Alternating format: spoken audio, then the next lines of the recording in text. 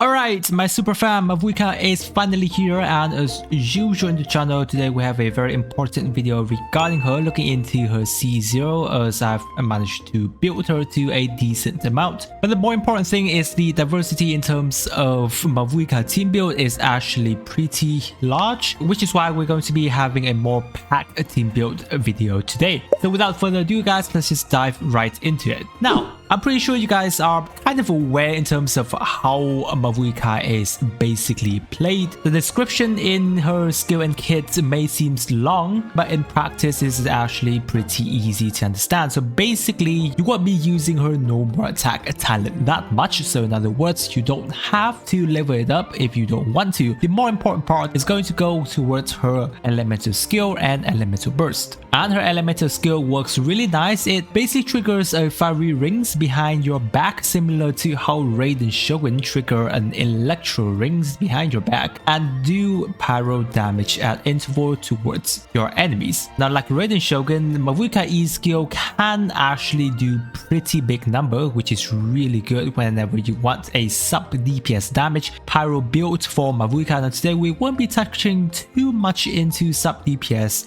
Mavuika because I have another video lined up for that. Mavuika is actually a pretty in-depth character, so I want to have a separate team build for that. And then when triggering her E skill, she definitely can just work off field and have your other DPS character being on field to do the attacking with elemental reactions whenever Mavuika E skill deal damage. Now within her E skill, she can go into her motorbike mode and then do a bit of damage there, but obviously that's not going to be something you focus on if you're just having a sub DPS Mavuika. And if you're looking into DPS, and elemental burst is where the most important thing for Mavuika comes, right? So you first off deal a huge nuke burst damage after casting her elemental burst, and then after that it goes on for roughly 7 seconds for an enhanced scaling, and then you basically spam your normal attack or her charge attack. Now in this case, her charge attack has pretty good scaling and it also covers a wide area of AoE whenever you do it. Plus you don't really need to think too much, you just hold down your button and then she's just gonna cycle around doing damage to your whole pack of enemy, which is nice. And I'm pretty sure most of us are going to be spamming her charge attack a lot, meaning that may affect a bit toward your team build, disregarding some of the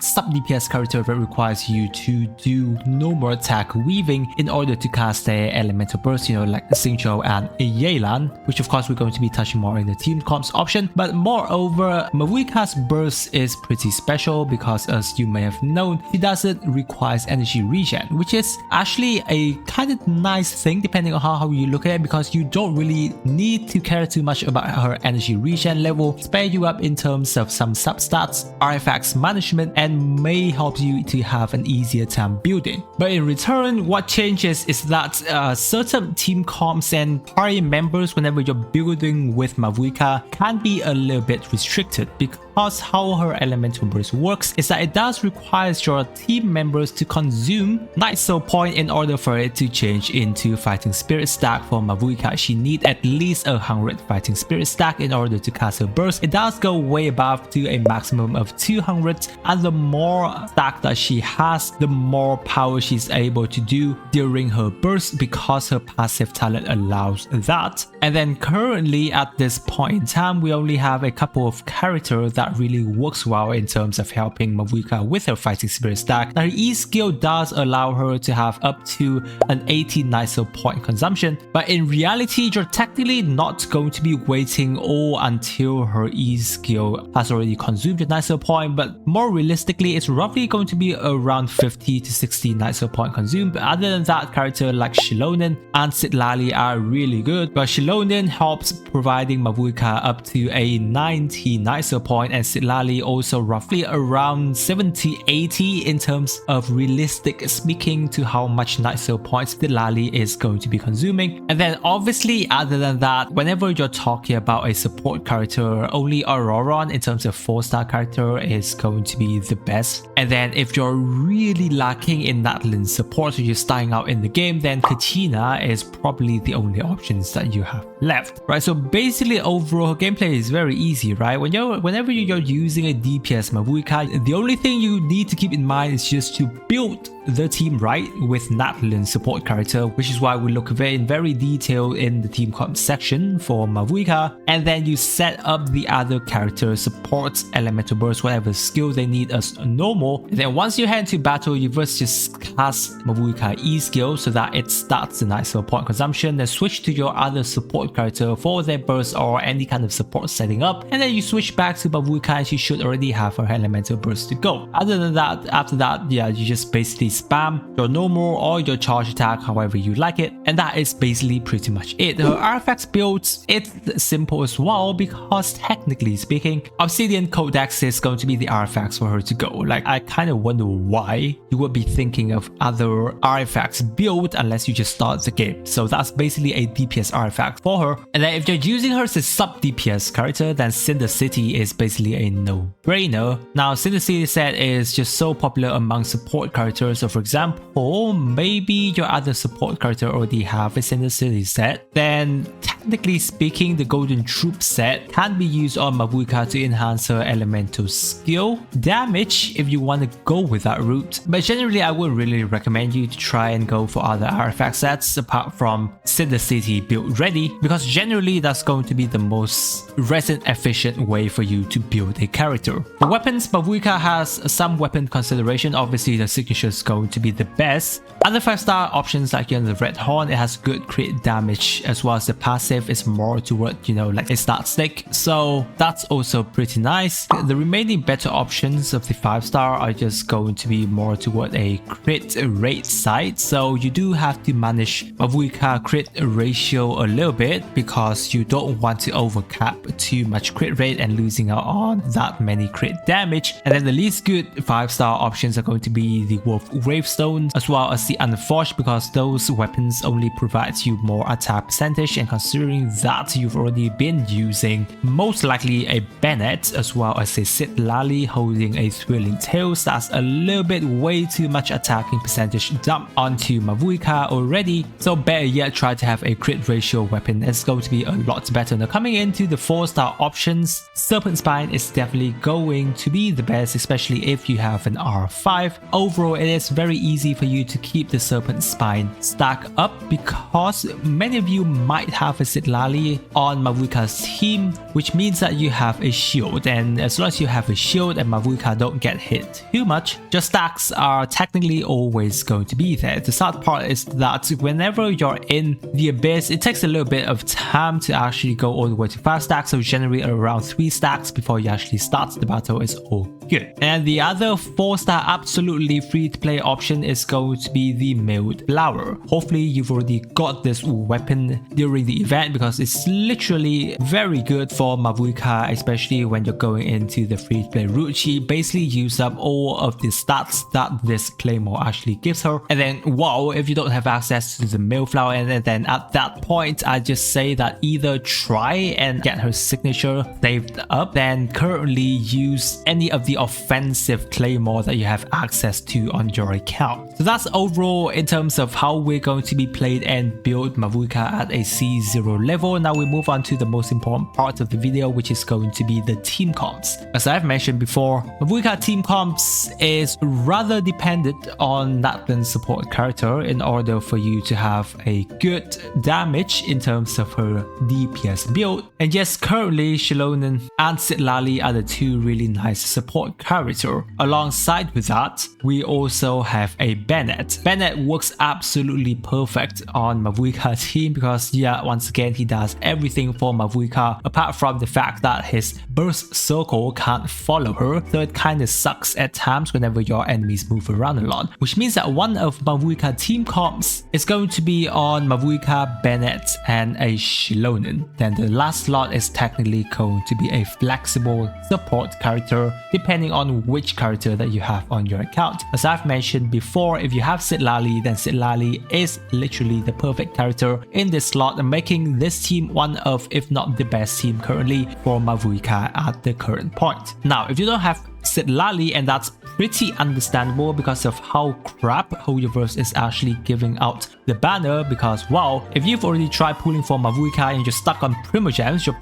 probably not gonna have enough for Sitlali at this point in time, though another cryo support character can be considered. You have Layla, for example, a pretty nice 4-star support shielder that have access to a bit of attack buffing, and obviously the more constellation you have to go with Layla, the better she's going to be at helping Mavuika out. She is a sword character, so unlike Sitlali, she probably won't be able to have access to buffing like Thrilling Tales, but if you're a little bit more invested and you've already got the Freedom Sworn, then I suppose that you can actually invest that into a Layla a little bit so that she can support your Mavuika team a little bit better. And then we have Kaya, which is a really nice character in terms of cryo applications ever since the start of the game. Now obviously the more constellation you have for Kaya, especially once you hit his C6, the better and easier in terms of supportive and damage wise he's going to be able to provide for your team. But his cryo application is really nice, so it's very easy for Mavuika to actually trigger her melt damage. Plus he is a sword character, then yeah, once again you can actually give him the Freedom Sworn to support your team slightly more. Rosaria is also a decent character as well. Nice cryo application if you have your enemies don't move around a lot out of her elemental burst AoE. Rather than that, she can have the ability to provide more crit rate for your team. Not that Mavuika actually needed too much, but obviously more crit rate is kinda okay. That helps Mavuika in terms of slotting and trying to get more crit damage into her substats. And yeah, Rosaria is coming up in the next banner, not right now, so you can potentially aim for her if you're really lacking in terms of cryo support. Now talking about really good cryo support, Diona I think is one of the better cryo support at this point, especially for a Mavuika team, because if you're looking into it, she has shielding, she has healing capability, nice cryo application as well if the enemy stays within her elemental burst, and especially if you have her at a constellation 6, that 200 EM providing for a 4-star character is not something to laugh at. Diona has been around for a long time, so if you've been playing Genshin for quite some time, you should already have a couple of her constellation, but also she is on the banner right now, so if you've been pulling for Mavuika, you technically should have a couple of constellation to work Diona. Hopefully you do have a C6, because at that point she is a really nice character. And then, well, if you're going to slot in a Ganyu, the only thing she's probably going to be providing you mostly is going to be on an elemental burst cryo application kind of things. Now she is a bow character, she can get access to the elegy in terms of support, same go with Diona. And then, well, at that point, I think that's pretty much that a sub DPS Ganyu is going to be providing you. Another team comp options other than cryo is going to be toward a Hydro. Now at the current point, considering that I've mentioned before, Mavuika don't actually use her normal attack that much, and many of the time she opts for a charge attack motorbike drifting around the battlefield onto your enemies, then the Hydro character that has the most potential at this point is only going to be Furina. Furina is just so important on a Mavuika team. You can technically pretty much slot into any of the team. Works really nice together, especially on how much of a damage buffing potential Furina has access to and the sub DPS power that Furina has. Now those are going to be the team core of Mavuika, Xilonen and Bennett. What happens if you don't have a Xilonen but you have a Sitlali? Then the team core changes to a Mavuika, Bennett and a Sitlali. At that point you can actually try and go for an Anemo last slot. For example, if you want to, you can actually slot in a Kazuha and he would do decently fine in this team. Now obviously depending on the situation, of course, if you're looking into where I'm playing around with the first floor of the Abyss here, where the enemies has really good pyro resistance and is actually not going to be performing as well as whenever you have a Hydro character, but overall the team comp still is pretty nice in performance, because while you already know how good of a character Kazuha can be, and Sitlali is a character in terms of allowing pyro resistant shreds, shielding and having 2 TTDS is a nice addition to a Mavuika supportive side. Other Anemo character in terms of support at this current point, I can only pretty much suggest you to go with a Sucrose because of how much EM capability that she's providing to Mavuika. Mavuika would love to have more EM in terms of doing reaction damage, especially when you're having a Sitlali on the team, and I'm pretty much sure any of you should already have a Sucrose being left around at this point in time. So Sucrose is the character that I would always recommend. And then another team comps is going to be a double Pyro and a double cryo, you can have,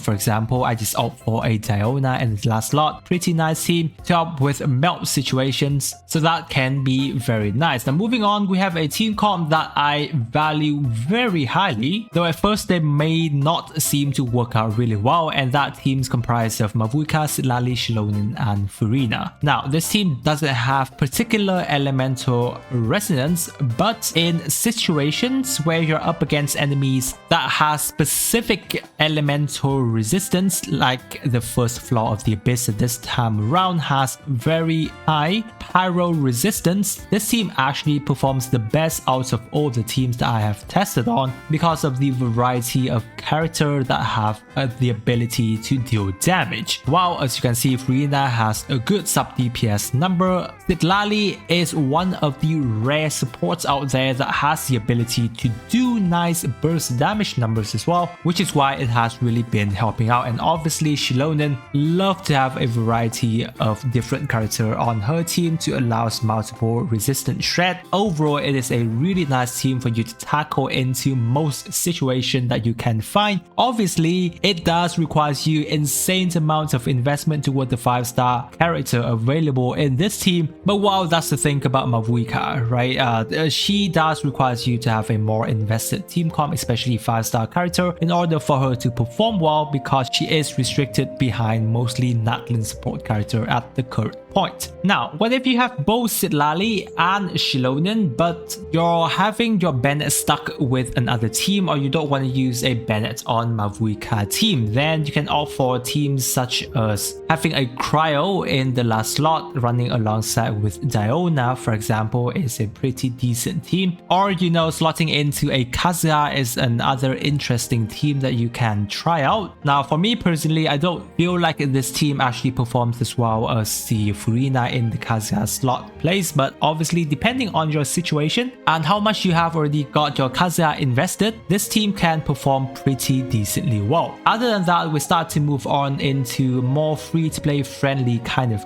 teams, because I know that especially you guys have already invested a lot into character pooling. You might not have many leftover Primogems to actually get many 5-star character for Mavuika. So first off, the more free-to-play team that Mavuika have is going to be an Overload Chevreuse team. I think Chevreuse team is technically the most free-to-play team whenever it comes to Electro and Pyro characters, because Chevreuse herself just literally carries the whole team, especially if you have Chevreuse at a C6 level. Obviously, Chevreuse Mavuika team isn't going to be performing as well as the other teams that we've mentioned before, but you can still use it to a satisfactory amount depending on which account that you have, running alongside with Auroron and Bennett, of course, because we are looking into a free-to-play option. Obviously, Auroron here is going to be the Cinder City set, and as I've mentioned before, Auroron is the 4-star character that has the ability to run alongside with Mavuika on the better side. And then pretty much from what I can see, this team performs basically the same as other Pyro DPS character being in terms of a Chevreuse Overload team. Other than that, you do have kind of like a mono Pyro comps for Mavuika. Obviously, depending on the situation, you don't want to use this team whenever you're up against high Pyro resistance enemies. But obviously, if you're up more towards Hydro and Cryo enemies, in this team performs really well, especially when you have a Bennett and a Xiangling. If you both have them at a C6 level, then their C6 actually helps buff decently in terms of pyro damage bonus for Mavuika, which is rather nice. Last slot, you can actually run with Xianyun or Kazuya depending on how much invested you have for those characters. And then lastly, for a pretty much absolute free to play team for Mavuika, you can consider running alongside with Bennett, Katina, and Sucrose. Now